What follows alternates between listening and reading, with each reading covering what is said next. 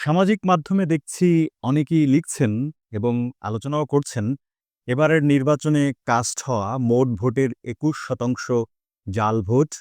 আবার কেউ লিখছেন সারা দেশে ২১% আসনে জাল ভোট কিংবা ৭০ আসনের মোট কাস্টের ২১% জাল ভোট।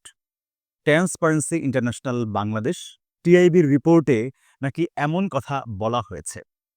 বিষয়টি কিন্তু অনেক বড়, সেই হিসেবে প্রচারণাটাও বড় হচ্ছে। আমরা এটি সত্যি কি মিথ্যা সেই আলোচনায় পরে যাব। প্রথমে বলে নেই মূলত কি বলছে টিআইবি। জাতীয় সংসদ নির্বাচনে গ্রহণযোগ্য মাত্রায় অংশগ্রহণমূলক ও অন্তর্ভুক্তিমূলক হয়েছে বলে মন্তব্য করেছে ট্রান্সপারেন্সি ইন্টারন্যাশনাল বাংলাদেশের নির্বাহী পরিচালক ইফতেখারুজ্জামান। তিনি বলেছেন, এই নির্বাচনে ইলেকশন ইঞ্জিনিয়ারিংয়ের কোনো উপাদান দেখা যায়নি। টিআইবির দৃষ্টিতে মোটামুটিভাবে গ্রহণযোগ্য, সুষ্ঠু, নিরপেক্ষ এবং অংশগ্রহণমূলক নির্বাচন হয়েছে। জাতীয় সংসদ নির্বাচনের প্রক্রিয়া এবং হলফনামাভিত্তিক পর্যবেক্ষণ শীর্ষক এই প্রতিবেদন প্রকাশ উপলক্ষে সংবাদ সম্মেলনে কথা বলেন ইফতেখারুজ্জামান। গবেষণায় অন্তর্ভুক্ত ৭০টি আসনের অন্তত ৪০% আসনে কোনো না কোনো অনিয়ম হয়েছে। এই অনিয়মের মধ্যে আছে জাল ভোট প্রদান, কেন্দ্রে এজেন্ট প্রবেশে বাধা, ব্যালটের পেছনে আগে থেকেই সিল মারা, বুথ দখল করা, ভোটারদের নির্দিষ্ট মার্কায় সিল মারতে বাধ্য করা, ভোটারদের হুমকি দিয়ে কেন্দ্রে প্রবেশে বাধা প্রদান, ভোট গণনায় জালিয়াতি সহ নানা কথা বলা আছে।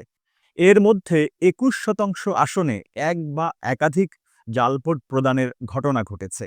এই ২১% কাস্ট হওয়া মোট ভোটের হিসাব নয়, এমনকি এটি ৭০ আসনের কাস্ট হওয়া মোট ভোটের শতাংশের হিসেবও নয়, বরং এটা গবেষণায় অন্তর্ভুক্ত মোট আসনের ২১% আসনের হিসেব, যেখানে এক বা একাধিক জাল ভোট পড়েছে। অনেকেই এর ভুল ব্যাখ্যা করছেন, যা সঠিক নয়।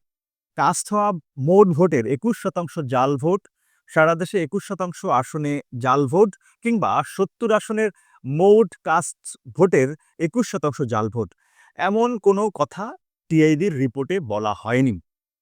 তার মানে এটা কেবলই অপপ্রচার। আওয়ামী লীগকে ছাড়া নির্বাচন অন্তর্ভুক্তিমূলক হয়েছে কিনা এমন প্রশ্নের জবাবে ইফতেখারুজ্জামান বলেন, আওয়ামী লীগের নেতাকর্মীরা স্থানীয় পর্যায়ে অন্য দলের সঙ্গে তো বটেই, স্বতন্ত্রভাবেও নির্বাচনে সক্রিয়ভাবে অংশগ্রহণ করেছেন। যারা ভোট দিয়েছেন তাদের মধ্যে আওয়ামী লীগের বড় একটি অংশ ছিল। তাই ফ্যাক্টের উপরে ভিত্তি করেই বলা হয়েছে নির্বাচন গ্রহণযোগ্য মাত্রায় অংশগ্রহণমূলক এবং অন্তর্ভুক্তিমূলক হয়েছে। প্রতিবেদনে বলা হয়েছে, এবারের নির্বাচনের প্রতিদ্বন্দ্বিতা করা ৯৯% প্রার্থী ৫৮টি আচরণবিধির কোনোটি লঙ্ঘন করেছেন। নির্বাচন পরবর্তী সহিংসতার বিষয়ে টিআইবির প্রতিবেদনে বলা হয়েছে, ওই ৭০ আসনে রাজনৈতিক প্রতিপক্ষের মধ্যে সংঘর্ষের ঘটনা ঘটেছে ৪৫টি, প্রতিপক্ষের নেতাকর্মীদের ভয়ভীতি প্রদর্শনের ঘটনা ঘটেছে ৩৪টি, বাড়িঘর অফিসে হামলা হয়েছে ১৮টি, একই দলের বিদ্রোহীদের মধ্যে সংঘর্ষের ঘটনা ঘটেছে ১৬টি। মহান মুক্তিযুদ্ধের চেতনা ও বাংলাদেশপন্থী স্বাধীন সাংবাদিকতায় আপনিও হতে পারেন অংশীজন। নিউজ হাবের প্রচেষ্টাকে এগিয়ে নিতে সামর্থ্য অনুযায়ী যে কোনো পরিমাণ সহায়তা পাঠাতে পারেন নিচের দেয়া নম্বরে।